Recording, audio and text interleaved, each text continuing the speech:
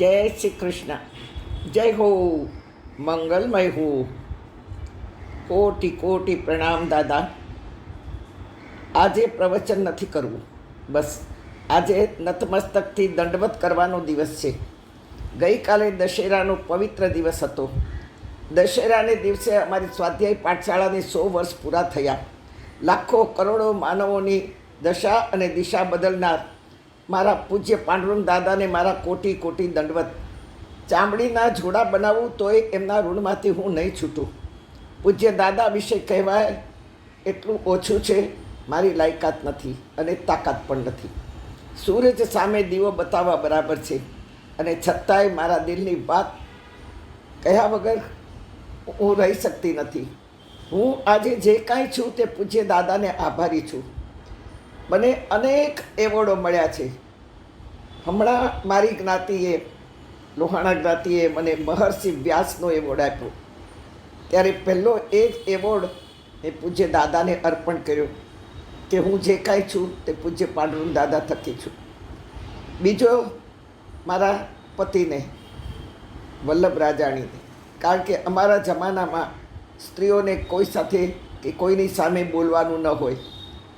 તેવા સમયમાં ને તેવા કાળમાં એમણે મને બહુ જ સાથ આપ્યો અને મારી અંદર રહેલું કોઈ અધ્યાત્મને ખીલાવ્યું. અને ત્રીજો એવોર્ડ મારા શ્રોતાઓને, કે તમે બધા ન સાંભળતે તો હું કોની પાસે બોલતી. હા, અનંત એવોર્ડો મેં આ બધાને ધરી દીધા. તેથી હું જે કાંઈ છું આ 3 થકી છું.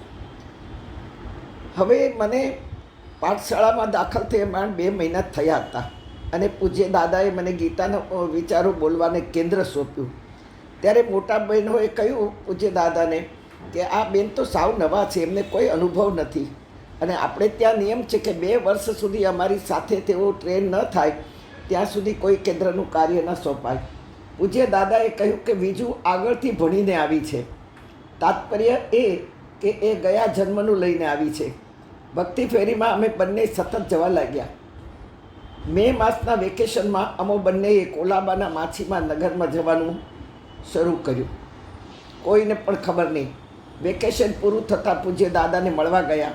પૂજ્ય દાદાએ વ્યાસપીઠ પરથી નામ લીધા વગર પ્રશંસા કરી કે એક યુવાન કપલ 2 મહિનાની રજાઓ ગાળવા કે એન્ટરટેનમેન્ટ કરવા ક્યાંય ન જતા સ્વાધ્યાય કાર્ય આવા વર્ગમાં કર્યું.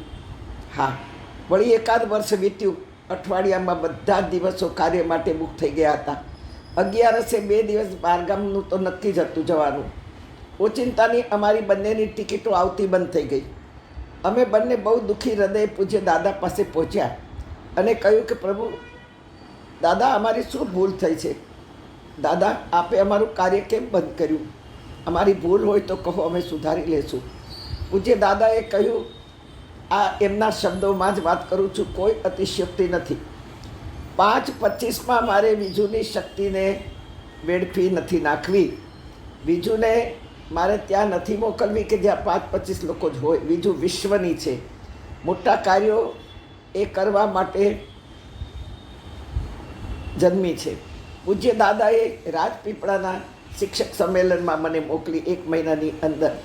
પછી તો ભક્તિ ફેરીમાં મોટા કાર્યમાં 10 ટિકિટોમાં 2 ટિકિટો અમારી આવવા લાગી. પૂજ્ય દાદાના આશીર્વાદે છેલ્લા 36 વર્ષથી એક સરખી 1 પણ વર્ષ પડ્યા વગર વિદેશની ધર્મયાત્રા આજે પણ ચાલુ છે. ભાગવત, દેવી ભાગવત, શિવપુરાણ, ગીતાના 18 અધ્યાય, રામાયણ, ગોપી ગીત, સુંદરકથા, સુંદરકાંડની કથા, પુષ્ટિ માર્ગ જેવા ગહન વિષયો પર પ્રવચનો ચાલુ જ છે. 17 વર્ષની ઉંમરથી 85 વર્ષથી આ મારી ધર્મયાત્રા, સ્વાધ્યાય યાત્રા ચાલુ જ છે. એ પૂજ્ય દાદાના આશીર્વાદના પ્રભાવથી જ. ખુશી એ વાતની છે કે માછીમારમાં પહેલું કાર્ય કરનાર અમો બંને પતિ પત્ની નિમિત્ત બન્યા. મારા શ્રોતાઓએ ધર્મગુરુમાં મને 11મું સ્થાન આપ્યું, અને અમેરિકાવાળાઓએ, વિદેશોએ મારી કદર કરી. એ પણ પૂજ્ય દાદાના આશીર્વાદથી. બીજું ખાસ વાતની એ નોંધ લઉં છું કે પૂજ્ય દાદાએ આપેલા જે નિયમો હતા તે આજ પણ મેં પાળ્યા છે. પૂજ્ય દાદા કહેતા કે માગવું નહીં, લેવું નહીં, મોકલેલું જ સ્વીકાર કરવો. મેં કદી માગ્યું નથી કે કોઈ પાસે આશા કરી નથી. મને જે ભગવાને મોકલ્યું તે જ દક્ષિણા મેં લીધી છે.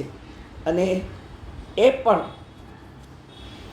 નક્કી કર્યું હતું કે આજીવિકા માટે વાપરવી નહીં અને બધી ડોનેશન કરવી. અત્યાર સુધીમાં ઓછામાં ઓછી ગણો કે વધુમાં વધુ ગણો, ખબર નથી, ઘણી તો યાદ બી નથી દીધું એ. પણ જ્યારે એટીજીનો સર્ટિફિકેટ આપવા માંડ્યા લોકો, ત્યારે ખબર પડી કે આપણે કેટલા વાપર્યા. લગભગ 3.5 કરોડ ઉપર આપણે ધર્મથી આવેલી લક્ષ્મીને આપણે ડોનેશન દઈ દીધું. અને એ પણ મેડિસિનમાં, અનાજ વિતરણમાં વૃદ્ધોને અને એજ્યુકેશનમાં. આજે પણ એ જ પ્રતિજ્ઞા ચાલુ છે. એક પણ પાઇપ એમાંથી આજીવિકા માટે વાપરી નથી. આ દાદાએ આપેલી શીખ, એમણે આપેલી પ્રતિજ્ઞા તો નથી લેવડાવી, પણ જ્યારે કહેતા ગયા એમ પ્રતિજ્ઞાઓ એની મેળે જ અંદર પ્રતિબદ્ધ થતી ગઈ. આ છે પૂજ્ય દાદાના કાર્યની ઝલક. અને મારા માટે તો એ ભગવાન થઈને જ મને દશા અને દિશા મારી બદલવા આવ્યા.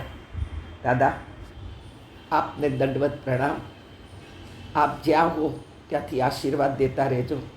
બસ બીજું કંઈ જ માગતી નથી. જય યોગેશ્વર.